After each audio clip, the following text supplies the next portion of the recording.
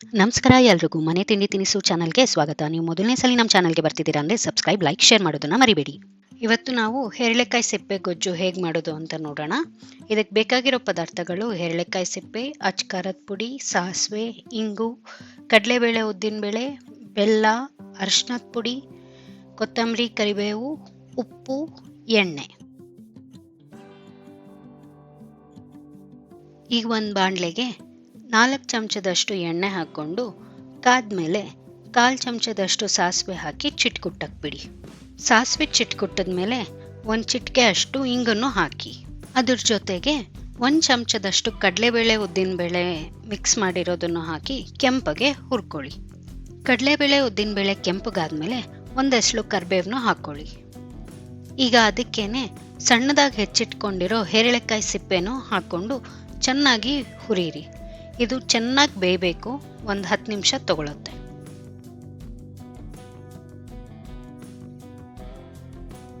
ಈಗ ಅದರ ಜೊತೆಗೆ ಚಿಟಿಕೆ ಅರಿಶಿನ ಹಾಕ್ಕೊಳ್ಳಿ.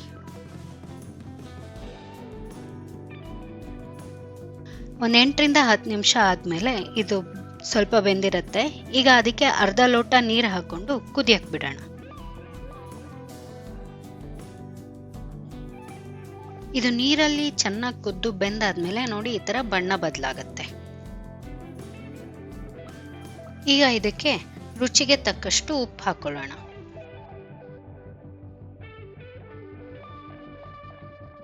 ನಿಮ್ಗೆ ಎಷ್ಟು ಸಿಹಿ ಬೇಕೋ ಅಷ್ಟು ಬೆಲ್ಲ ಹಾಕೊಳ್ಳಿ. ನಾನಿಲ್ಲಿ ಈ ತರ 1 ಗಡ್ಡೆ ಹಾಕೋತಾ ಇದ್ದೀನಿ. ಬೆಲ್ಲ, ಉಪ್ಪು ಚೆನ್ನಾಗಿ ಕರಗಾದ್ಮೇಲೆ ಇದಕ್ಕೆ ನಾನಿಲ್ಲಿ 1 ಚಮಚದಷ್ಟು ಅಚ್ಕಾರದ ಪುಡಿನ ಹಾಕೋತಾ ಇದ್ದೀನಿ. ನಿಮ್ಗೆ ಎಷ್ಟು ಖಾರ ಬೇಕೋ ಅಷ್ಟು ಹಾಕ್ಕೊಳ್ಳಿ.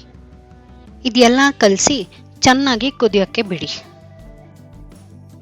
ಈಗ ನಾನು 1 ಚಮಚದಷ್ಟು ಹುಣಸೆ ರಸ ಹಾಕ್ಕೊಂಡು ಚೆನ್ನಾಗಿ ಕುದಿಸ್ತಾ ಇದ್ದೀನಿ.